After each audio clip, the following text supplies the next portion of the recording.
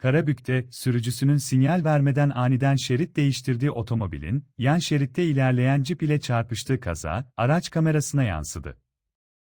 Kaza, Şehit Ateşe Reşat Moralı Bulvarı Balıklarkayası mevkisinde meydana geldi. Safranbolu yönüne 3 şeritli yolda seyir halinde olan otomobilin sürücüsü, Kastamonu yol ayrımında tereddüt yaşadı. Refüje çarpmamak için sinyal vermeden aniden 2 şeride düşen yola geçen otomobil, bu sırada kendi şeridinde ilerleyen cip ile çarpıştı.